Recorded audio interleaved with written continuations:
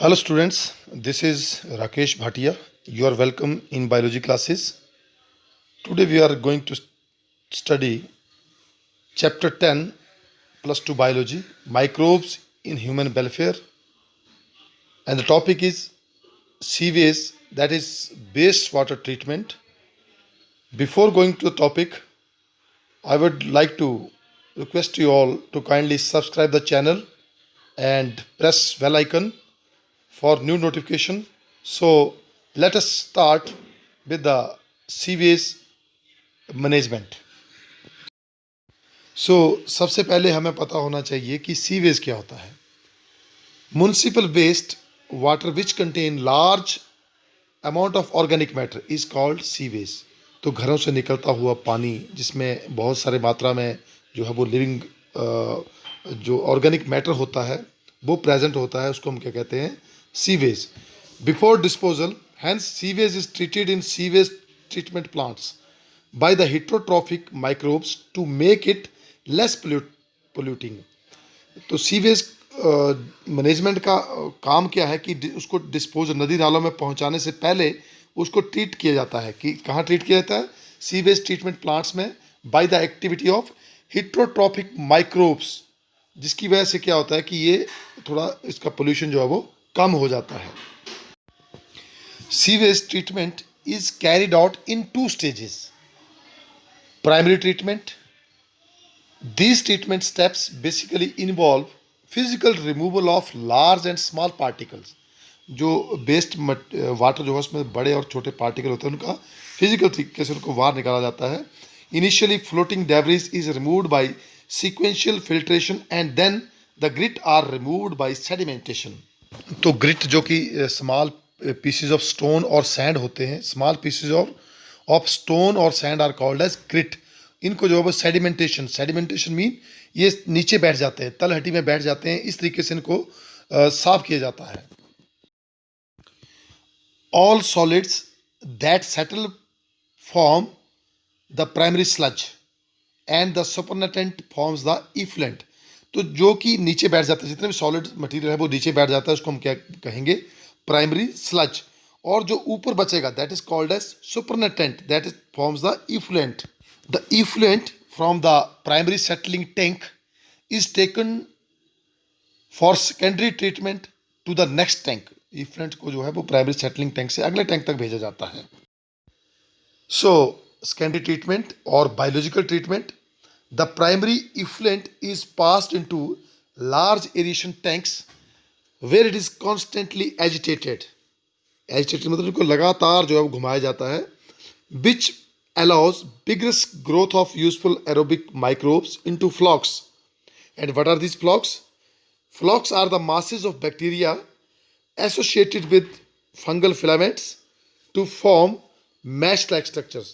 तो ये जो सेकेंडरी टैंक है तो वहाँ पे क्या होता है? फ्लॉक्स ऑफ बैक्टीरिया आर फॉर्म्ड। और फ्लॉक्स ऑफ बैक्टीरिया क्या है? these are associated with bacteria associated with fungal filaments are called as flocs। While growing, the microbes significantly reduces the BOD, that is biochemical oxygen demand, which is the amount of oxygen required to oxidize total organic matter in the effluent। Effluent में जितना भी organic matter है उसको oxidise करने के लिए जितनी oxygen का प्रयोग होगा उसको हम कहेंगे biochemical oxygen demand. The BOD test measures the rate of uptake of oxygen by microorganisms। The greater the BOD of wastewater, more is its polluting potential। अगर BOD ज़्यादा होगा तो उसका polluting potential भी ज़्यादा होगा, और BOD अगर कम होगा तो वाटर जो है वो less polluting होगा। The effluent is then passed into settling tank where the bacterial flocks are allowed to sediment and the sediment is called activated sludge। तो इफ्लुएंट्स को अब जो है वो सेटलिंग टैंक में भेज दिया जाता है और इसको हम क्या बोलेंगे? Activated sludge. A small part of activated sludge is pumped back into the aeration tank to serve as the inoculum and the remaining major part of the sludge is pumped into large tanks called anaerobic sludge digesters.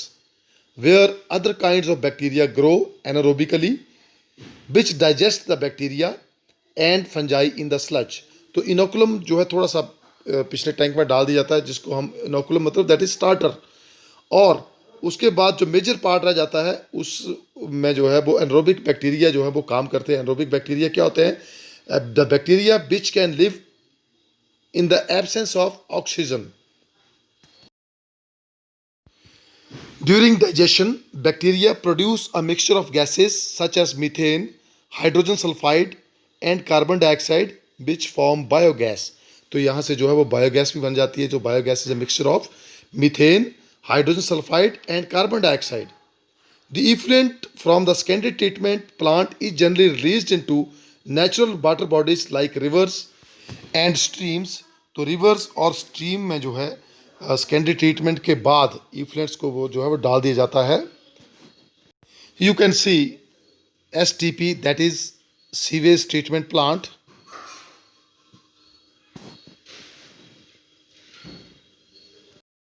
And you can also understand the whole process. Pipes take water to treatment center, then there is a screening stage, then is primary stage, secondary stage, final treatment, and what is filtered into the rivers. तो ये हमने लिखा है यहाँ पे treatment centre. तो you can see the diagram and you can draw this diagram on the notebooks. This is very simple to understand कि primary treatment होता है, सेकेंडरी ट्रीटमेंट होता है, और फाइनल ट्रीटमेंट स्टेज में water is filtered into the river और streams.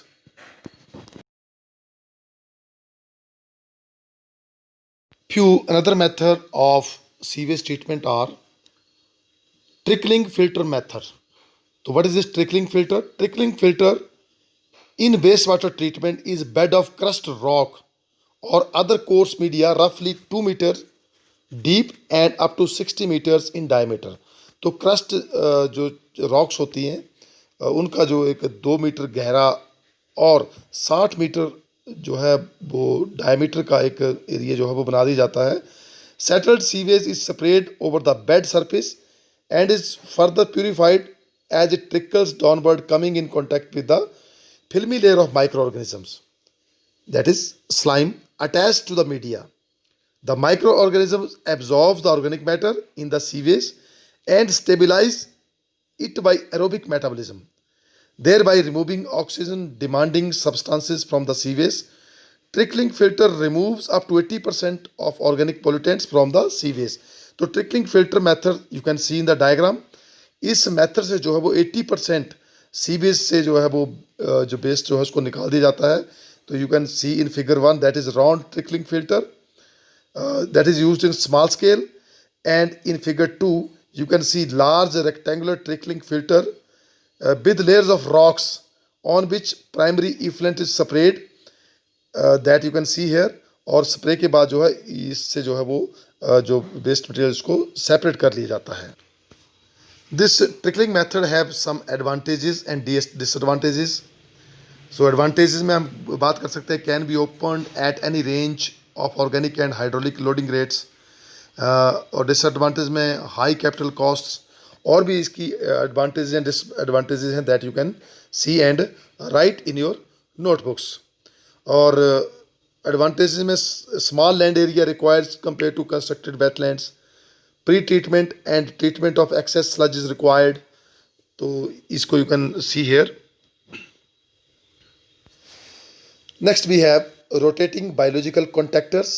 Rotating biological contactors, that are also called as RBCs, are also called as rotating biological filters, are fixed bed reactors consisting of stacks of rotating discs mounted on a horizontal shaft. They are partially submerged and rotated as wastewater flows through. तो जैसे waste water आएगा वैसे ही shaft जो है वो rotate करना शुरू कर देंगे.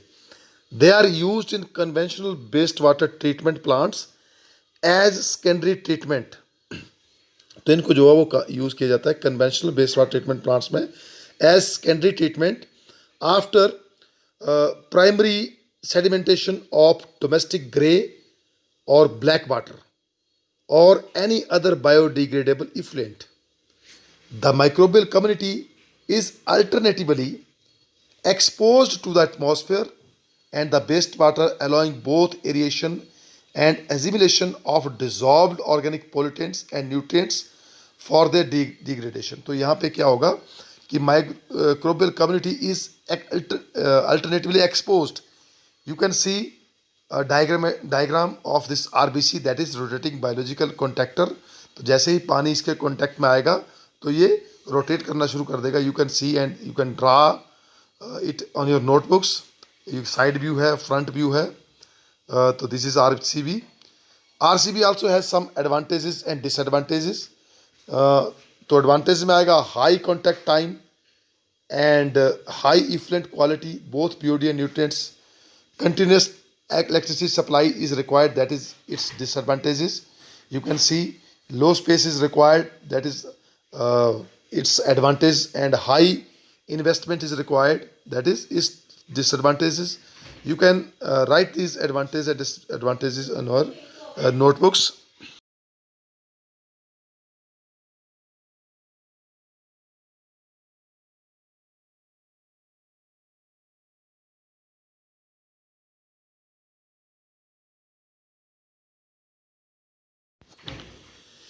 Here you can see RBC flow scheme, that is effluents coming, that is pre-treatment, then primary treatment is done, then rotating biological contactors are there, secondary treatments, and solid handling is there. You can see this full scheme of this RBC.